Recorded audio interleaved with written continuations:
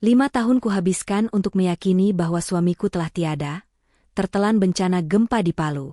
5 tahun aku hidup dalam bayang-bayang. Hingga hari ini, di tengah amukan banjir Jakarta, mataku menangkap sosoknya. Dia masih hidup. Tapi rahasia yang ia bawa, jauh lebih menghancurkan daripada berita kematiannya. Selamat datang kembali di Ken Arok Productions, tempat di mana kisah-kisah tak terduga menemukan jalannya. Sebelum kita masuk ke dalam cerita, pastikan Anda sudah menekan tombol subscribe, like, dan berikan komentar Anda. Bagi yang sudah subscribe, kami doakan sepenuh hati, semoga hidup Anda selalu dilimpahi rezeki yang berkah, kesehatan yang tak terputus, keberkahan di setiap langkah, dan kebahagiaan yang tiada tara. Mari kita aminkan bersama. Amin ya Rabbal Alamin. Tulis juga di kolom komentar, Anda sedang menyaksikan cerita ini dari daerah mana saja. Insya Allah, doa baik kita semua diijabah oleh Tuhan Yang Maha Esa, penguasa alam semesta. Kini, mari kita mulai ceritanya. Aroma tajam disinfektan bercampur dengan bau lumpur yang pekat menusuk hidung. Jakarta sedang lumpuh. Kawasan Kampung Melayu telah berubah menjadi sungai keruh berwarna coklat. Ini adalah banjir 5 tahunan terparah, memaksa ribuan orang berdesakan di posko-posko pengungsian yang didirikan seadanya di bawah jembatan layang dan di aula-aula masjid. Di tengah kekacauan itu, Adinda, seorang wanita berusia 35 tahun, bergerak cepat. Tangannya yang terbalut sarung tangan lateks dengan sigap memilah obat-obatan. "Ibu, ini obat diarenya, pastikan diminum setelah makan," ujarnya lembut kepada seorang wanita tua yang menggigil. Meskipun profesi utamanya adalah seorang apoteker kepala di sebuah rumah sakit swasta elit di Jakarta Selatan, jiwa Adinda selalu terpanggil untuk berada di garis depan bencana. Baginya, ini bukan sekadar tugas kemanusiaan. Ini adalah terapi. Menjadi relawan adalah caranya melarikan diri dari kesunyian apartemennya yang mewah namun hampa. Caranya untuk menyembuhkan luka yang, bahkan setelah 5 tahun berlalu, masih terasa menganga. 5 tahun lalu, suaminya, Rangga, seorang arsitek muda yang cemerlang dan penuh idealisme, melakukan hal yang sama persis. Rangga terbang ke Palu, memimpin tim relawan untuk membangun hunian sementara pasca gempa dan likuifaksi dahsyat yang meluluh lantakan kota itu. Adinda masih ingat getaran semangat di suara Rangga saat telepon terakhir mereka. "Doakan aku ya, Din. Banyak sekali yang harus kita lakukan di sini," kata Rangga kala itu. Lalu senyap. Gempa susulan yang kuat meruntuhkan hotel sederhana tempat tim relawan menginap. Puluhan jenazah ditemukan dalam operasi SAR gabungan. Tapi suaminya tidak. Rangga dinyatakan hilang. Bukan meninggal, tapi hilang. Tertelan bumi yang terbelah, atau mungkin hanyut tersapu gelombang. Tidak ada kuburan untuk diziarahi. Tidak ada jasad untuk ditangisi. Hanya sebuah status, hilang, yang menggantung, yang merenggut masa depannya namun menolak memberinya penutupan. Kini, bagi Adinda, hiruk-pikuk banjir Jakarta adalah pengalih perhatian. Suara tangis anak-anak yang kedinginan dan teriakan minta tolong adalah satu-satunya hal yang bisa meredam suara di kepalanya, yang tak pernah berhenti bertanya, "Di mana kamu, Mas Rangga?" Dia sibuk membantu orang lain, agar dia tidak perlu memikirkan satu orang yang paling ingin dia bantu, namun tak pernah bisa ia temukan. Hingga hari itu, saat takdir memutuskan untuk mempermainkan logikanya. Langit Jakarta masih menangis, mengirimkan gerimis yang tak kunjung henti. Adinda baru saja selesai menangani seorang balita yang mulai menunjukkan gejala hipotermia. Ia bergeser ke tepi posko, di mana antrean warga yang membutuhkan obat-obatan dasar mengular. Ia membuka kotak persediaan, mengambil beberapa strip obat sakit kepala dan diare. "Ini diminum 3 kali sehari ya, Pak," katanya, menyerahkan obat kepada seorang pria parubaya yang pakaiannya basah kuyup. Saat itulah, untuk sepersekian detik, pandangannya teralihkan. Di seberang sungai, di sisa-sisa pemukiman yang separuh terendam, aktivitas evakuasi masih berlangsung. Arus di sana tampak lebih deras.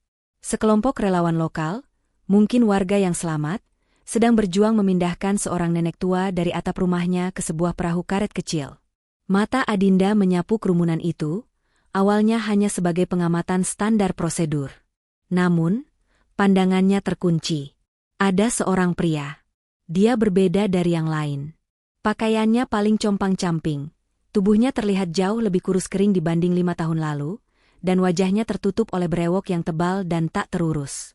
Kulitnya legam terbakar matahari, bercampur noda lumpur kering. Dia tampak seperti gelandangan yang kebetulan terjebak di lokasi bencana. Tapi pria itu bergerak dengan efisiensi yang mengerikan.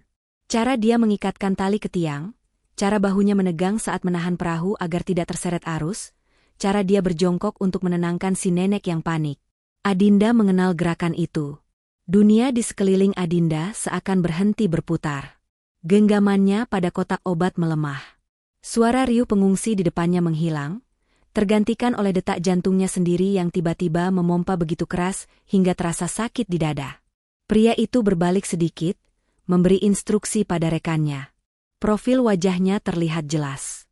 Meski terhalang brewok, lekuk hidung itu, bentuk tulang pipi itu, dan cara alisnya bertaut saat berkonsentrasi, itu adalah wajah yang menghiasi setiap mimpi buruk dan setiap harapan gilanya selama 5 tahun terakhir.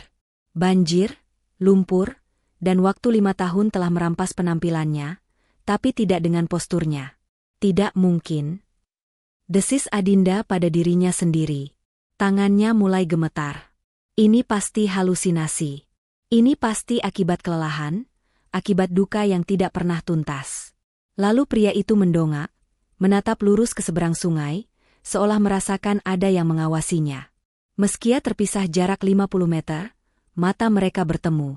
Seluruh udara di paru-paru Adinda terenggut. Logikanya berteriak bahwa ini mustahil, tapi hatinya menjeritkan sebuah nama. Itu Rangga, suaminya. Kotak obat yang dipegangnya jatuh berdebam ke lantai tenda yang becek. Obat-obatan tumpah, bercampur dengan lumpur. Tapi Adinda tidak peduli. Rekan relawan di sebelahnya berteriak kaget. "Mbak Adinda, kenapa?" Adinda tidak menjawab. Ia seperti kesurupan. Yang ada di pikirannya hanyalah satu, jangan sampai kehilangan dia lagi. "Mas Rangga." Suaranya keluar lebih seperti pekikan tertahan, nyaris tenggelam oleh deru air dan mesin perahu karet. Di seberang sungai, pria itu membeku. Wajahnya yang kusam berubah pucat pasi, matanya membelalak ngeri. Ada pengakuan di sana. Itu bukan tatapan orang asing. Itu adalah tatapan seseorang yang baru saja melihat hantu. Bima. Adinda berteriak lagi, salah menyebut nama panggilan lama mereka dalam kepanikannya. Tapi itu sudah cukup. Pria itu tidak menunggu sedetik pun. Ia mendorong perahu karet yang membawa si nenek menjauh ke arah yang aman, lalu dengan gerakan cepat dan panik, ia berbalik badan. Ia melompat dari sisa fondasi rumah, mendarat di genangan air setinggi lutut, dan mulai berlari. Ia tidak berlari ke arah posko, melainkan ke arah sebaliknya, menuju labirin ganggang sempit yang belum sepenuhnya terendam air. "Jangan pergi." Adinda menjerit, kini mendorong tubuhnya melewati antrean pengungsi. Mbak Adinda, mau kemana?" Airnya dalam, seseorang mencoba menahannya. Adinda menepis tangan itu. Adrenalin membanjiri tubuhnya, mengabaikan rasa dingin dan bahaya. Ia berlari keluar dari tenda posko, melompati tumpukan karung pasir, dan langsung menerjang genangan air bah yang kotor. Air sedingin es itu langsung merendam sepatunya, naik hingga ke atas mata kaki, lalu ke betisnya. Ia tidak peduli. Matanya terkunci pada sosok yang berlari di kejauhan. Sosok itu bergerak cepat, gesit, seolah sudah hafal setiap jengkal area kumuh itu. "Rangga, Mas, tunggu. Ini aku, Adinda," teriaknya sekuat tenaga, suaranya pecah oleh isak tangis yang mulai naik. Ia terus berlari, air yang keruh menghambat gerakannya. Ia hampir tersandung puing-puing tak terlihat di bawah air. Beberapa warga menatapnya aneh, mengira ia salah satu korban yang syok. Pria itu, Rangganya, sudah sampai di mulut sebuah gang sempit. Ia menoleh sekali lagi. Hanya sepersekian detik. Wajahnya penuh teror. Lalu, ia menghilang di balik tikungan. Adinda memacu dirinya lebih keras. Napasnya terengah-engah, campuran antara lari dan isak tangis. Ia akhirnya sampai di seberang, di tempat pria itu berdiri beberapa saat lalu. Ia berlari masuk ke gang yang sama. Sempit. Bau got yang menyengat. Ia sampai di pertigaan gang. Ke kiri atau ke kanan? Air di sini lebih dalam, hampir sepaha. Mas Rangga? Panggilnya lirih. Tidak ada jawaban. Hanya gema suaranya sendiri yang memantul di dinding-dinding lembab. Ia memilih ke kiri, berjalan terhuyung-huyung, berharap melihat gerakan. Nihil. Ia berbalik, mencoba ke kanan. Buntu. Hanya tumpukan sampah yang mengambang. Dia hilang. Lagi. Adinda bersandar di dinding. Tenaganya habis seketika. Tubuhnya menggigil, tapi bukan hanya karena air kotor yang merendam setengah badannya. Ia telah kehilangannya. Sosok yang ia yakini adalah suaminya, yang baru saja ia lihat dengan mata kepalanya sendiri, telah lenyap di telan labirin banjir. Air keruh itu kini terasa 10 kali lebih berat dan dingin. Adrenalin yang tadi memompa tubuh Adinda telah surut, menyisakan kekosongan yang beku. Setiap langkah kembali ke posko terasa seperti menyeret beban tak kasat mata. Ia tidak lagi berlari. Ia berjalan gontai, menunduk, membiarkan gerimis membasuh wajahnya yang kini basah oleh campuran air hujan dan air mata. Dia hilang lagi. Dan kali ini, dia hilang karena melihatnya. Saat Adinda tiba kembali di tenda relawan, rekan-rekannya terperangah. Pakaiannya basah kuyup hingga sepinggang, bibirnya membiru, dan tatapan matanya kosong. "Mbak Adinda." "Ya Tuhan, Mbak kenapa?" "Mbak jatuh," seru Rina, seorang perawat muda, sambil bergegas menyambar selimut darurat. Adinda hanya menggeleng pelan, terlalu lelah untuk mengarang cerita. Saya kira saya melihat sesuatu." "Saya tidak apa-apa," desisnya. Suaranya serak.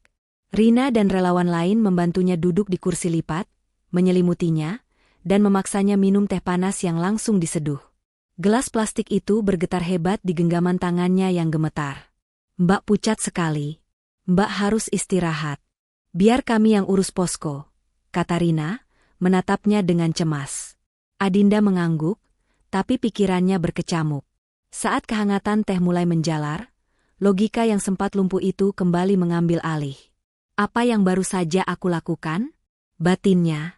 Dia baru saja berlari mengejar hantu. Dia bertingkah seperti orang gila di tengah bencana. Itu tidak mungkin dia, otaknya mulai berbisik. Rangga sudah tiada. Adinda mulai merasionalisasi apa yang dilihatnya. Pria itu terlalu dekil. Terlalu kusam. Rangganya adalah arsitek yang rapi, yang selalu wangi parfum citrus. Pria tadi berbau seperti lumpur dan putus asa. Tapi matanya, tidak. Pasti hanya mirip. Jakarta adalah kota metropolitan. Ada jutaan wajah di kota ini. Ini pasti post-traumatic stress disorder. Duka yang tidak pernah selesai. Bekerja di lokasi bencana yang sama dengan tempat suaminya hilang pasti memicu halusinasinya. "Saya cuma kelelahan," gumam Adinda pada Rina, tapi lebih banyak untuk meyakinkan dirinya sendiri. "Mungkin saya kurang tidur." Pria itu lari, batin Adinda, karena ada wanita gila meneriakkan nama asing padanya. Tentu saja dia lari. Siapapun akan lari. Adinda memejamkan mata, mencoba menghapus bayangan wajah pria itu. Dia memaksa dirinya untuk percaya bahwa itu bukan Rangga. Karena jika itu benar-benar Rangga, jika suaminya masih hidup dan memilih untuk lari darinya, kenyataan itu 1000 kali lebih menyakitkan daripada meyakini suaminya telah mati sebagai pahlawan di Palu. Adinda memutuskan, itu bukan Rangga. Itu hanya ilusi. Ia menghabiskan sisa hari itu dengan bekerja dalam diam. Ia membalut luka dan membagikan obat dengan efisiensi robotik. Hatinya terkunci rapat. Ia harus fokus. Ia tidak boleh hancur lagi. 2 hari telah berlalu. Banjir di beberapa titik mulai surut, menyisakan lumpur setinggi mata kaki dan tumpukan sampah yang membusuk. Langit masih kelabu, namun hujan deras telah reda, berganti gerimis tipis yang menjengkelkan. Adinda berhasil meyakinkan dirinya, atau setidaknya, hampir meyakinkan dirinya, bahwa insiden di seberang sungai itu adalah buah dari kelelahan ekstrim dan duka yang terpicu. Ia telah tidur beberapa jam di velvet posko, mengganti seragamnya yang kering, dan kembali bekerja dengan profesionalisme yang dipaksakan. Hari ini, ia dan timnya ditugaskan melakukan pendataan kesehatan dari tenda ke tenda, memastikan tidak ada wabah penyakit kulit atau diare yang menyebar.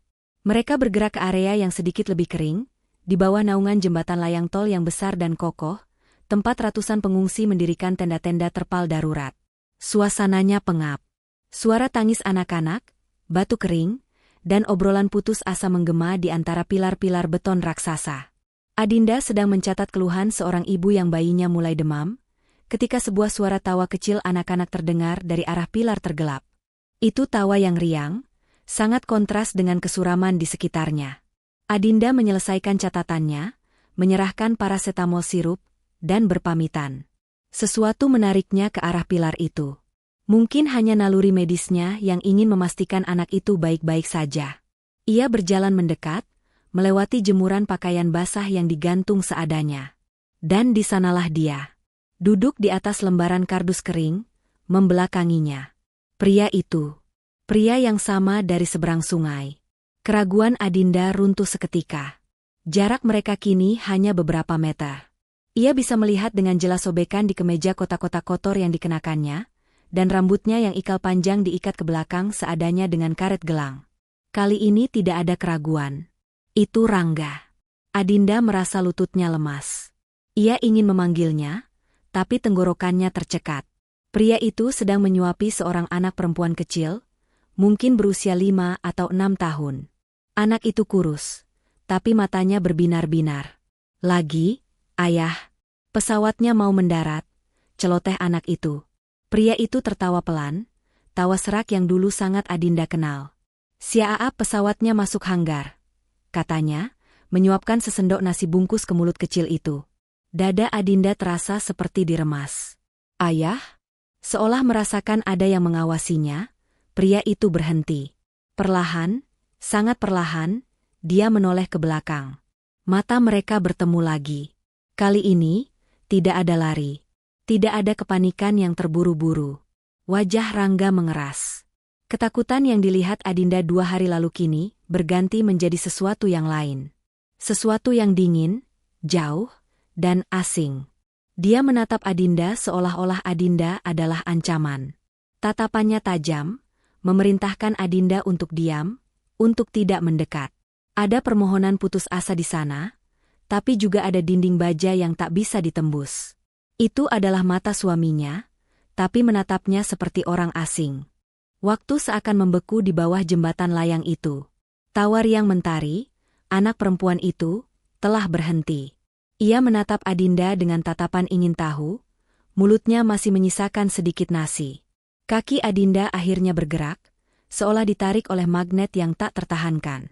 Setiap langkah terasa berat, melintasi kardus-kardus basah dan genangan air kotor. 1 langkah, 2 langkah. Pria itu, Rangganya, tidak bergerak. Ia hanya menegang. Ia secara naluriah menggeser tubuhnya sedikit, menempatkan dirinya di antara Adinda dan anak perempuan itu. Sebuah gerakan protektif yang sederhana, namun mengirimkan sinyal yang menusuk langsung ke ulu hati Adinda. Kini Adinda berdiri tepat di hadapannya, hanya terpisah 1 lengan. Ia bisa melihat urat-urat di leher pria itu yang menegang. Ia bisa mencium bau asap kayu bakar dan keringat yang asam, bau yang sangat asing. Mas. Adinda memulai, suaranya bergetar hebat, nyaris tak terdengar. Mas Rangga? Pria itu tidak menatap matanya. Pandangannya terpaku pada kotak P3K yang menggantung di bahu Adinda, seolah itu adalah titik fokus yang aman. Mas? Adinda mengulang, lebih keras, rasa putus asa mulai merayapinya. Ini aku, Adinda, istrimu. Keheningan yang tercipta terasa pekat dan menyakitkan. Akhirnya, pria itu mengangkat wajahnya. Tatapan dingin yang dilihat Adinda dari kejauhan tadi kini terasa menusuk dari jarak sedekat ini. Tidak ada kehangatan. Tidak ada cinta. Hanya ada tembok tinggi yang baru saja dibangun. Maaf, Mbak, katanya. Suara itu, parau, lebih dalam. Berbeda. Tapi dasarnya tetap suara Rangga. 1 kata itu, Mbak, terasa seperti tamparan. Sebuah panggilan formal yang ia gunakan untuk pasien, untuk orang asing. Bukan untuk wanita yang telah berbagi ranjang dan mimpi dengannya selama 7 tahun. Mbak, ulang Adinda, suaranya pecah. Mas, apa maksudmu? Mbak? Ini aku. Pria itu menggeleng pelan, matanya menyiratkan peringatan. Saya nggak kenal siapa itu Rangga, ujarnya datar, namun ada getar ketakutan yang samar di baliknya. Dia berbohong. Adinda tahu dia berbohong. Tolong, Mas, jangan begini. Adinda mengulurkan tangannya yang gemetar, ingin menyentuh lengan itu, ingin memastikan dia nyata. Pria itu refleks menarik diri, menjauh dari sentuhan Adinda. Nama saya Jaya, katanya, suaranya kini lebih tegas, lebih dingin. Mungkin Mbak salah orang. Permisi. Dia membalikkan badannya, mengabaikan Adinda sepenuhnya, dan kembali berjongkok menghadap anak perempuan itu. Mentari, ayo habiskan makannya, nanti keburu dingin. Adinda membeku di tempatnya. Jaya. Mbak salah orang. Permisi. Dia tidak hanya melarikan diri darinya seperti 2 hari lalu. Kali ini, dia berdiri di depannya, menatap matanya dan menghapusnya. Dia menyangkal seluruh hidup mereka. Ini bukan halusinasi. Ini adalah kenyataan. Dan kenyataan ini 1000 kali lebih kejam daripada kematian. Jaya. Mbak salah orang. 2 frasa itu menggema di kepala Adinda, lebih keras dari raungan sirene ambulans, lebih memekakan dari gemuruh air bah. Dia masih berdiri mematung. Kakinya seolah terpaku pada lumpur kering di bawah jembatan layang. Dia melihat punggung pria itu, punggung yang dulu begitu ia kenali, punggung yang sering ia peluk saat Rangga bekerja lembur di meja arsiteknya. Kini punggung itu terasa begitu jauh, sebuah benteng yang tak bisa ia tembus. Adinda membuka mulutnya, mencoba sekali lagi. Mencoba mencari kata-kata. Mungkin dia harus menunjukkan KTP-nya, foto pernikahan mereka di ponselnya. Ya, ponsel. Ponselnya ada di saku jas hujannya. Dia harus membuktikannya. Mas, kamu bohong, desis Adinda, tangannya merogoh saku, gemetar hebat mencari ponselnya. Aku bisa buktikan. Kita. Tepat saat Adinda berhasil menarik ponselnya, saat layarnya baru saja menyala, anak perempuan kecil itu, Mentari, selesai mengunyah suapan terakhirnya. Anak itu mendongak menatap pria yang ia sebut Jaya, bibirnya belepotan nasi. Ia lalu menoleh ke arah Adinda, yang masih berdiri tegang dengan ponsel di tangan. Mata anak itu jernih, penuh kepolosan, tapi juga ada kewaspadaan di sana. Lalu, dengan suara kecil yang nyaring, anak itu menarik-narik ujung kaos kotor pria di depannya. Ayah Jaya. Satu kata itu. Ayah. Ponsel itu terlepas dari genggaman Adinda. Benda itu jatuh ke kardus basah di kakinya tanpa suara berarti. Itu bukan sekadar penolakan. Ini bukan sekadar pura-pura tidak kenal. Ini adalah kehidupan baru. Selama 5 tahun Adinda berduka, suaminya ternyata hidup. Dan tidak hanya hidup, dia memiliki seorang anak. Seorang anak perempuan yang memanggilnya ayah. Rasa sakit yang dirasakan Adinda saat Rangga dinyatakan hilang tidak ada apa-apanya dibanding ini. Ini adalah pengkhianatan di level yang paling dalam. Tubuhnya terasa dingin dari dalam keluar. Nafasnya tercekat di tenggorokan. Pria itu, Jaya, menoleh sedikit ke arah Adinda. Matanya tidak lagi dingin. Kini mata itu penuh dengan rasa sakit yang teramat sangat, rasa bersalah, dan permohonan. Permohonan agar Adinda pergi. Tapi Adinda tidak bisa bergerak. Hatinya baru saja hancur berkeping-keping untuk kedua kalinya. Dan kali ini, kepingannya terasa mustahil untuk disatukan kembali. Suaminya masih hidup, tapi dia bukan lagi miliknya. Adinda akhirnya memungut ponselnya. Layarnya sudah mati, gelap, seperti hatinya. Dia tidak mengucapkan sepatah kata pun lagi. Dia tidak sanggup. Menatap wajah suaminya yang kini menjadi Ayah Jaya, terasa seperti menatap matahari, terlalu menyakitkan, terlalu membutakan. Tanpa sepatah kata, Adinda berbalik badan. Langkahnya kaku, mekanis. Dia berjalan menjauhi pilar beton itu, menjauhi pemandangan yang merobek jiwanya. Mbak relawan. Sebuah suara memanggilnya. Adinda berhenti, tapi tidak menoleh. Itu, Jaya. Suara Rangga. Tolong jangan kesini lagi, katanya lirih, suaranya syarat dengan kepedihan yang tak terucap. Anggap saja, Mbak benar-benar salah orang. Itu adalah paku terakhir di peti matinya. Adinda menarik napas dalam-dalam, menahan isak tangis yang mengancam akan meledak, dan melanjutkan langkahnya, kembali ke keramaian posko utama. Tapi dia tidak pergi. Dia tidak akan lari. Wanita yang berduka itu telah lenyap, digantikan oleh sesuatu yang lebih keras, lebih dingin. Jika suaminya bisa membangun kehidupan baru di atas reruntuhan hidup lama mereka, Adinda berhak tahu mengapa. Dia kembali ke timnya, wajahnya pucat namun datar. "Saya mau periksa area sebelah sana," katanya pada Rina, menunjuk ke arah tenda-tenda yang berdekatan dengan kolong jembatan. Rina hanya mengangguk, mengira Adinda sudah pulih dari kelelahannya. Adinda tidak lagi mencari pasien. Dia mencari jawaban. Sambil berpura-pura memeriksa kotak obat dan menanyakan keluhan, Adinda mulai melemparkan pertanyaan-pertanyaan pancingan. "Saya tadi lihat ada bapak-bapak sama anak perempuannya di bawah pilar tol. Kasihan sekali, sepertinya mereka hanya berdua," pancingnya pada seorang ibu yang sedang menampi beras bantuan. Ibu itu, yang tampak sudah terbiasa dengan kerasnya hidup, mendengus pelan. "Oh, maksudnya si Jaya," katanya. "Dia memang begitu. Agak aneh orangnya, nggak banyak omong."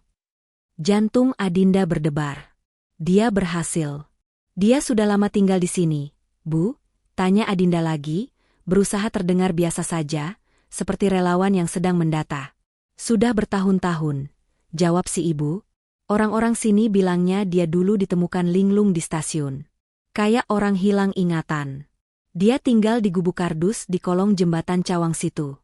Baru ngungsi ke tenda ini karena gubuknya kerendam." "Hilang ingatan? Stasiun? Lalu anak kecil itu? Mentari?" tanya Adinda, namanya terasa pahit di lidahnya. "Nah, itu dia." Si ibu mendekat, suaranya sedikit berbisik, seolah berbagi rahasia. "Itu katanya bukan anak kandungnya. Waktu si Jaya ditemukan, dia sudah bawa bayi itu. Masih merah bayinya. Katanya sih, anak titipan. Ibunya meninggal. Tapi ya siapa yang tahu pasti? Si Jaya itu tertutup sekali. Tapi salut saya, dia kerja jadi pemulung buat menghidupi anak itu. Nggak pernah ditinggal." Adinda mencengkeram pulpennya erat-erat. Amnesia. Pemulung. Anak titipan. Sebuah narasi baru mulai terbentuk. Sebuah narasi yang begitu liar, begitu menyakitkan, namun anehnya memberi secercah harapan. Dia bukan pengkhianat. Dia tersesat. Amnesia. Ditemukan linglung di stasiun. Pemulung. Merawat bayi titipan. Kata-kata ibu tadi berputar-putar di benak Adinda, menabrak semua asumsi yang baru saja ia bangun. Dia berjalan menjauh dari keramaian, pura-pura memeriksa stok air mineral di sudut posko, padahal tubuhnya gemetar hebat. Dia bersandar di pilar beton yang dingin, memejamkan mata. Bayangan, Jaya, yang menatapnya dengan mata dingin tadi mulai retak, digantikan oleh bayangan lain. Bayangan pria yang sama, 5 tahun lalu, di Bandara Halim Perdana Kusuma. Wajah Rangga bersinar penuh semangat, ransel relawan tersampir di bahunya. "Ini panggilan jiwa, Din. Aku seorang arsitek. Tugasku membangun. Dan mereka butuh itu sekarang," katanya, memeluk Adinda erat. Lalu, ingatannya melompat ke pesan terakhir itu. 3 hari setelah Rangga tiba di Palu.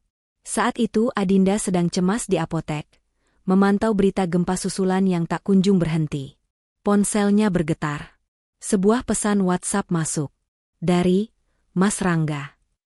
Jantungnya melonjak lega. Ia membukanya dengan tergesa-gesa. Pesan itu singkat, diketik terburu-buru, namun syarat akan emosi. "Din, di sini kacau sekali. Benar-benar di luar bayangan. Banyak anak kehilangan orang tua. Hatiku hancur melihatnya." Adinda ingat jarinya gemetar saat mengetik balasan. "Kamu hati-hati, Mas. Jangan paksakan diri." Pesan berikutnya masuk sepersekian detik kemudian.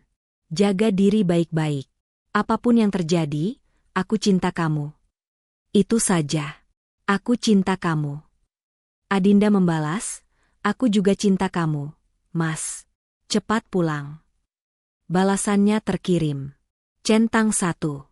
1 jam kemudian, masih centang 1. Malam harinya, masih centang 1. 3 hari kemudian, saat berita tentang hotel relawan yang runtuh tersiar, pesan itu masih centang 1. Centang 1 abu-abu itu menjadi simbol penantiannya yang tak pernah berakhir. Pria yang mengirim pesan itu adalah seorang idealis. Seorang suami yang penuh kasih. Seorang arsitek yang ingin membangun kembali harapan. Bagaimana pria itu bisa berubah menjadi Jaya? Seorang pemulung dekil yang hidup di kolong jembatan, yang memanggilnya Mbak, dan menatapnya seolah dia ancaman? Informasi tentang amnesia itu tidak memberikan kelegaan. Informasi itu justru membuka jurang pertanyaan baru yang lebih gelap dan dalam. Jika dia amnesia, bagaimana dia bisa sampai ke Jakarta? Dan bayi itu? Banyak anak kehilangan orang tua, tulis Rangga. Apakah Mentari? Apakah dia salah satu dari anak-anak itu? Tiba-tiba, sikap dingin Rangga tadi terasa berbeda. Itu bukan tatapan kebencian seorang pengkhianat. Mungkinkah itu tatapan panik seseorang yang dunianya tiba-tiba dijungkir balikan? Seseorang yang tidak ingat siapa dirinya. Dan kini, hantu dari masa lalu itu muncul di hadapannya? Adinda menegakkan tubuhnya. Rasa sakit di hatinya belum hilang, tapi kini bercampur dengan sesuatu yang lain. Tekad. Dia tidak sedang berhadapan dengan pengkhianat. Dia sedang berhadapan dengan korban. Korban yang sama seperti dirinya. Dia harus tahu apa yang terjadi di antara pesan terakhir itu dan pertemuannya di bawah jembatan ini. Senja mulai turun, mewarnai langit Jakarta yang masih mendung dengan semburat ungu dan oranye kotor. Lampu-lampu darurat di posko pengungsian mulai dinyalakan, bertenaga genset yang berisik. Adinda telah menyelesaikan tugasnya untuk hari ini, tapi ia tidak kembali ke mes relawan. Ia menyerahkan sisa catatannya pada Rina, mengatakan ia perlu mencari udara segar. Sebuah alasan yang rapuh, tapi tidak ada yang mempertanyakannya. Ia memposisikan dirinya di warung kopi semi-permanen yang sedikit jauh dari pilar tempat ia melihat Rangga. Dari sana, ia bisa mengawasi tanpa terlihat mencolok. Ia memesan kopi hitam pahit, membiarkan cangkir itu mendingin di tangannya. Ia hanya menunggu. 1 jam berlalu. 2 jam. Kegelapan mulai pekat. Tepat saat Adinda mulai takut ia kehilangan jejak mereka, ia melihat gerakan.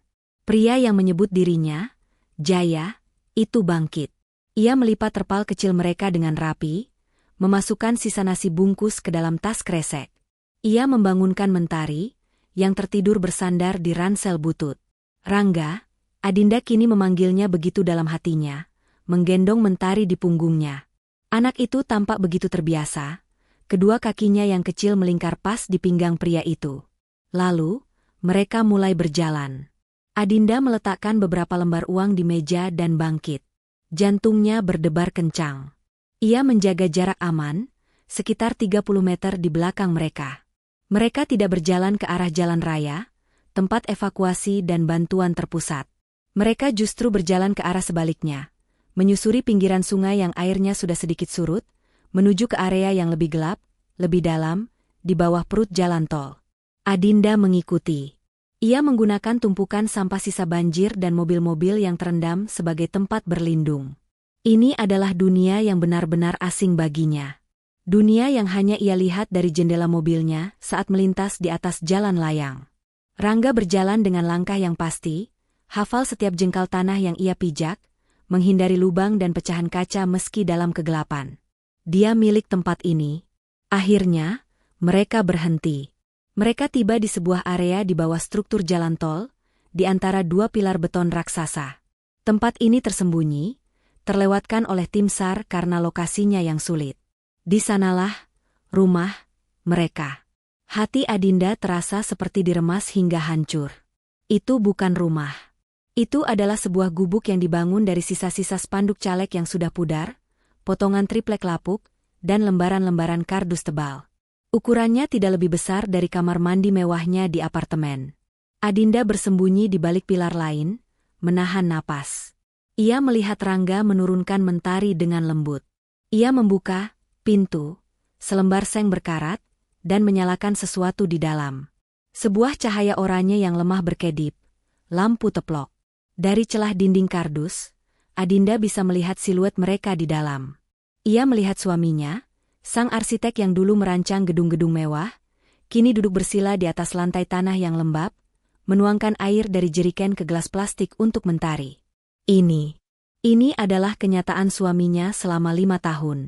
Napas Adinda tercekat dalam isak yang tertahan. Teori tentang amnesia itu kini bukan lagi harapan.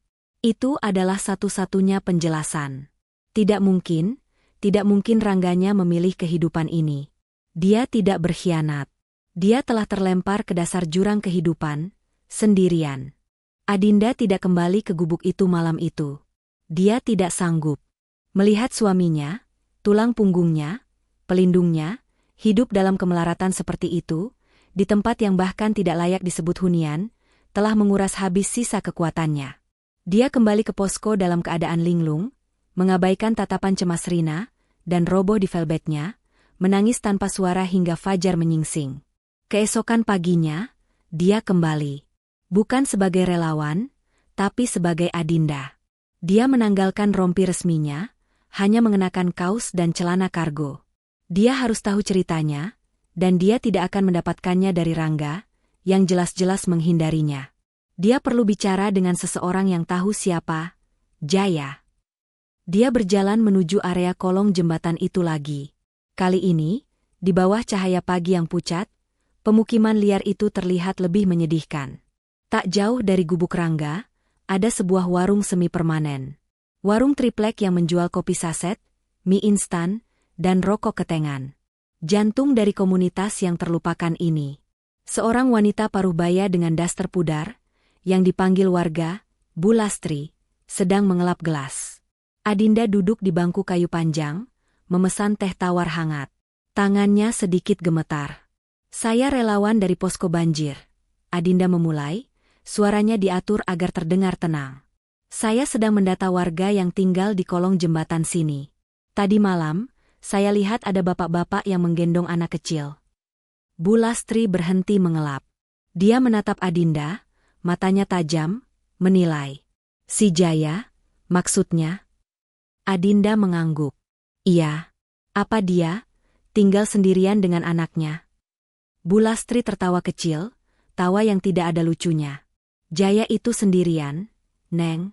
Tapi dia orang baik. Paling jujur di sini, nggak pernah nyolong, nggak pernah bikin ribut. Kerjaannya mulung, hasilnya cuma cukup buat makan dia sama si Mentari. Adinda menelan ludah, tenggorokannya kering. Dia memang maaf Bu, kelihatannya dia bukan. Bukan orang sini, potong Bu Lastri. Jelas bukan. Si Jaya itu, orang hilang. Neng. Saya ingat persis pas dia pertama kali muncul di sini. Jantung Adinda serasa berhenti berdetak. Orang hilang? Bu Lastri mengangguk. Kini suaranya melunak, teringat sesuatu. 5 tahun lalu. Neng ingat gempa Palu itu, kan? Nah, beberapa minggu setelah itu, stasiun Gambir penuh sama pengungsi yang dievakuasi. Si Jaya itu salah satunya. Tapi dia beda. Bu Lastri mencondongkan tubuhnya. Dia ditemukan sama anak-anak sini lagi duduk linglung di peron. Nggak bawa apa-apa, dekil, tatapannya kosong. Dia nggak ingat namanya siapa, nggak ingat dia dari mana. Dia cuma ingat panggilan, Jaya, itu pun katanya samar-samar. Gelas teh di tangan Adinda bergetar hebat. Orang-orang panti sosial yang sempat nanganin dia bilang, lanjut Bu Lastri, dia kena amnesia berat. Hilang ingatan total. Kayak kepalanya habis kepentok sesuatu yang keras sekali pas bencana. Benturan keras. Amnesia total. Ditemukan linglung di stasiun Gambir. Fakta-fakta itu menghantam Adinda seperti gelombang air bah. Suaminya tidak melarikan diri. Suaminya bahkan tidak tahu siapa dirinya untuk melarikan diri. Dia terdampar di kota ini dalam keadaan kosong. Jadi dia sebatang kara, bisik Adinda, nyaris tak terdengar, lebih pada dirinya sendiri daripada pada Bu Lastri. Nah, itu dia masalahnya, Neng. Bu Lastri menunjuk dengan dagunya. Dia nggak sendirian waktu ditemukan. Itu yang bikin orang-orang sini bingung sekaligus kasihan. Adinda mengangkat wajahnya, matanya membesar. Maksud ibu? Dia bawa si Mentari. Bayi itu, kata Bu Lastri, merendahkan suaranya lagi. Waktu ditemukan di Gambir, si Jaya itu lagi duduk di pojokan, kedinginan, tatapannya kosong. Tapi di dekapannya, ada bayi. Masih merah, Neng. Dibungkus selimut butut. Genggaman Adinda pada cangkir tehnya memutih. Ingatannya kembali terlempar pada pesan terakhir Rangga, banyak anak kehilangan orang tua. Hatiku hancur melihatnya. Gak ada yang tahu itu bayi siapa, lanjut Bulastri. Waktu ditanya petugas, si Jaya cuma geleng-geleng. Dia gak ingat nama bayi itu, dia gak ingat siapa orang tuanya. Dia cuma ngomong lantur satu hal, diulang-ulang terus kayak kaset rusak. Apa-apa yang dia katakan, Bu? Tanya Adinda, suaranya bergetar. Bulastri menatap Adinda lekat. Dia bilang, saya janji sama ibunya. Itu saja. Katanya, ibunya sudah meninggal di reruntuhan. Napas Adinda tercekat. Ya Tuhan. Rangga. Neng bisa bayangin? Kata Bulastri, kini nadanya penuh simpati. Orang lagi amnesia berat, gak tahu dirinya siapa. Tapi dia pegang teguh satu janji sama orang mati buat jaga bayi itu. Gila, kalau dipikir-pikir. Tapi ya itu si Jaya. Bagaimana dia bisa sampai Jakarta? Dari Palu? Ikut arus. Neng, jawab Bulastri sambil mengangkat bahu. Dia pasti bingung, kena benturan, terus lihat orang-orang dievakuasi. Dia ikut saja. Katanya, dia ingat samar-samar naik kapal besar sekali. Ramai sekali. Kayaknya kapal perang yang bawa pengungsi dari Sulawesi. Kapal KRI. Adinda ingat berita-berita evakuasi massal itu. Dia turun di pelabuhan Tanjung Priok. Tapi ya tujuannya kemana? Dia nggak punya tujuan. Dia jalan kaki, Neng. Jalan kaki nggak tentu arah sambil gendong bayi itu. Entah berapa hari dia di jalan, sampai akhirnya ambruk di Gambir. Ditemukanlah sama anak-anak sini. Sisanya, ya begitulah. Dia jadi pemulung, tinggal di kolong sini, besarin si Mentari sendirian.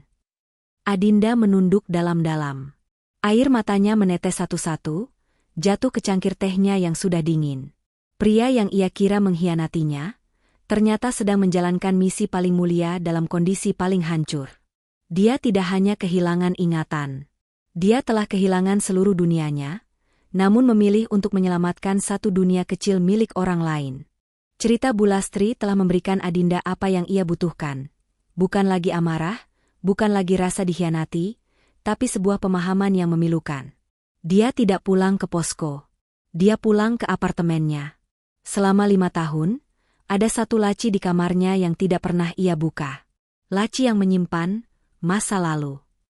Laci yang menyimpan Rangga. Dengan tangan mantap, ia membukanya. Di sanalah benda itu, terbungkus kain beludru.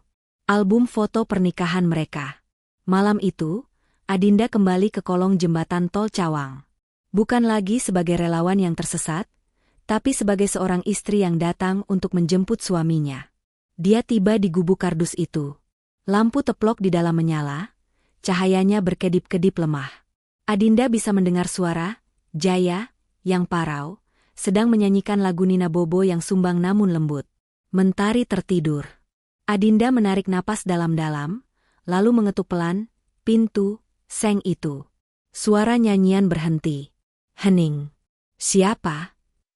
Suara Jaya terdengar waspada. Ini saya, relawan yang kemarin, kata Adinda. Suaranya berusaha ia buat setenang mungkin. Saya tidak akan menyakiti siapapun. Saya hanya ingin bicara. Sebentar saja. Hening lagi. Lalu, suara seng berkarat itu bergeser. Pria itu berdiri di pintu, tubuhnya yang kurus menutupi celah sempit itu. Matanya menatap Adinda dengan kebingungan dan ketakutan. Dia melihat album tebal di tangan Adinda. Mbak, sudah saya bilang. Nama saya Adinda, potong Adinda lembut, namun tegas. Dan nama kamu Rangga. Kamu suami saya. Saya Jaya, desisnya, tapi matanya terpaku pada album itu. Tolong, bisik Adinda. 5 menit. Setelah itu, jika kamu masih ingin saya pergi, saya akan pergi selamanya. Rangga ragu sejenak. Tapi sesuatu di mata Adinda, Bukan lagi kemarahan atau kesedihan, melainkan keyakinan, membuatnya bergeser, memberikan celah bagi Adinda untuk masuk. Gubuk itu sempit dan berbau tanah lembab. Mentari tidur pulas di tumpukan kain. Di bawah cahaya lampu teplok, Adinda membuka halaman pertama album itu. Foto mereka berdua di pelaminan. Tertawa bahagia. Jaya menatap foto itu. Tangannya mulai gemetar. Dia menyentuh permukaan foto itu, menyentuh wajah pria yang tersenyum lebar dengan jas pengantin. "Itu siapa?" tanyanya parau. "Itu kita," kata Adinda. Dia membalik halaman. Foto mereka di Bromo. Foto Rangga di wisudanya. Foto Rangga sedang meniup lilin ulang tahun. "Hentikan." Pria itu memegangi kepalanya, matanya terpejam. "Saya nggak saya." "Kamu seorang arsitek," lanjut Adinda, suaranya sedikit bergetar. "Kamu suka kopi pahit dan musik keroncong. Kamu pergi ke Palu untuk jadi relawan." Palu. Nama itu memicu sesuatu. Rangga terhuyung, berpegangan pada tiang gubuk. Palu Gempa Hotel. Pria itu merintih. Ingatan-ingatan itu tidak kembali dengan lembut. Ingatan itu datang seperti serangan. Adinda membuka halaman terakhir. Foto favoritnya. Foto candid dirinya sedang tertawa di taman, diambil oleh Rangga. Rangga membuka matanya. Dia menatap foto itu, lalu menatap Adinda di depannya. Wajah yang sama. "Adinda," bisiknya. Lalu ingatan itu menghantamnya. Bukan lagi serpihan, tapi sebuah gelombang besar. Reruntuhan. Debu. Bau darah. Seorang ibu muda menjerit, menyerahkan bayinya padanya. "Tolong, Pak, selamatkan dia." Lalu benturan keras di belakang kepalanya. Kegelapan total. Pria yang dikenal sebagai Jaya, itu roboh berlutut. Dia menatap Adinda, air mata mengalir deras di wajahnya yang dekil. Ketakutan di matanya lenyap, digantikan oleh rasa sakit yang tak terperi dari ingatan yang kembali. "Adinda." Ulangnya lagi, kali ini dengan suaranya yang dulu. "Ya Tuhan, Dinda, apa yang terjadi?" Ingatannya telah kembali. Adinda berlutut di depannya, di atas lantai tanah yang lembab. Ia meraih tangan suaminya. Mas Rangga, kamu kembali." Isaknya, air mata bahagia bercampur dengan air mata duka. "Kamu ingat, kamu akhirnya ingat." Rangga mengangkat wajahnya. Wajahnya basah oleh air mata, namun tatapannya bukan tatapan lega seseorang yang baru saja menemukan jati dirinya. Itu adalah tatapan rasa bersalah yang teramat dalam. "Bukan, Dinda." Rintihnya, suaranya pecah. Adinda tertegun. "Bukan apa, Mas?" "Ingatanku." Rangga menggeleng hebat, seolah mengusir setan dari kepalanya. "Ingatanku bukan baru kembali malam ini." Tubuh Adinda menegang. Genggamannya pada tangan Rangga melemah. Apa maksudmu?" Rangga menunduk, tidak sanggup menatap mata istrinya. "Ingatanku sudah pulih sekitar setahun yang lalu." Kata-kata itu menggantung di udara lembab gubuk itu. Lebih dingin dari air banjir. Lebih tajam dari pecahan kaca. "1 tahun, ulang Adinda, suaranya bergetar karena tidak percaya. "Kamu ingat siapa aku selama 1 tahun, dan kamu tidak kembali." "Aku mencoba, Dinda. Aku bersumpah, aku mencoba." Teriak Rangga putus asa, memukul-mukul kepalanya sendiri. "Saat itu aku sedang memulung di dekat lokasi proyek besar. Aku melihat logo di pagar proyek itu, logo firma arsitek tempatku bekerja dulu." Rangga bercerita dengan terbata-bata, diselingi isak tangis yang menyakitkan. Logo itu adalah kuncinya. Seperti bendungan yang jebol, semuanya kembali. Namanya, pekerjaannya, apartemen mereka, dan Adinda. Hari itu, dia berlari. Dia menitipkan Mentari pada Bulastri, beralasan ada urusan mendadak. Dia berlari secepat yang dia bisa, lalu nekat naik bus kota tanpa bayar, dimaki-maki kondektur, menuju ke satu-satunya tempat yang ia sebut rumah. "Tapi rumah kita," lanjutnya parau. "Rumah kita sudah dijual. Catnya sudah ganti. Ada mobil orang lain di garasinya." Dunianya runtuh untuk kedua kalinya. Dia mengira Adinda juga pindah, mungkin kembali ke rumah orang tuanya. Tapi dia harus memastikannya. Dia menghabiskan tabungan hasil mulungnya selama seminggu untuk berkeliling, mencari-cari. Dan aku melihatmu, bisiknya. Di sebuah kafe. Di Kemang. Adinda membeku. Kafe di Kemang. Dia ingat, setahun lalu dia sering rapat proyek baru rumah sakit di sana. Kamu terlihat bahagia, lanjut Rangga, air matanya kembali deras. Kamu tertawa. Bersama pria lain. Pria yang rapi, yang pantas duduk di sebelahmu. Adinda ingin berteriak. Itu Pak Ridwan, rekan kerjaku. Tapi lidahnya keluh. Rangga melanjutkan, aku berdiri di luar kafe itu. Aku melihat bayanganku sendiri di kaca jendela. Aku melihat Jaya. Pemulung dekil, bau sampah, kantongnya kosong. Lalu aku melihatmu, bercahaya. Aku sadar, aku sudah mati bagimu. Kamu sudah berhasil move on, Dinda. Kamu sudah menemukan kebahagiaanmu. Jadi, Rangga menatap Adinda, matanya hancur. Aku memutuskan. Aku nggak boleh kembali. Aku nggak boleh merusak hidupmu lagi dengan kemiskinan ini, dengan kegagalan ini. Cinta terbesarku adalah membiarkanmu bahagia tanpaku. Saat ia melihat Adinda di posko banjir 2 hari lalu, ia panik. Hantu dari kebahagiaan yang ia korbankan itu kini ada di depannya. Karena itulah dia lari. Karena itulah dia menyangkalnya. Bukan untuk menyelamatkan dirinya, tapi untuk menyelamatkan Adinda dari dirinya. Keheningan di gubuk sempit itu kini terasa berat oleh kebenaran yang baru saja terungkap. Rangga masih tertunduk, bahunya terguncang oleh isak tangis yang tertahan, malu atas pengakuannya sendiri. Adinda menatap suaminya. Pria yang rela mengorbankan kebahagiaannya sendiri demi ilusi kebahagiaan istrinya.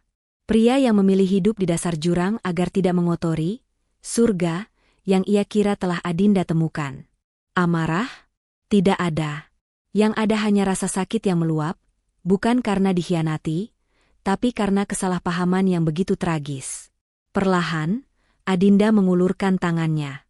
Bukan untuk menampar, tapi untuk mengusap air mata di wajah Rangga yang kotor oleh debu dan penyesalan. Bahagia? Bisik Adinda, suaranya serak. Kamu pikir aku bahagia, Mas? Rangga mengangkat wajahnya, menatap Adinda dengan bingung.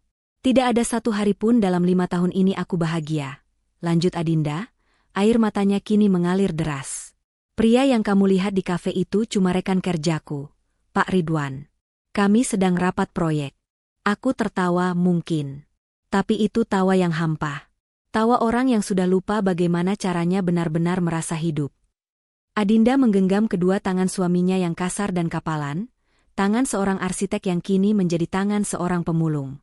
Aku menjual rumah kita, katanya, suaranya pecah.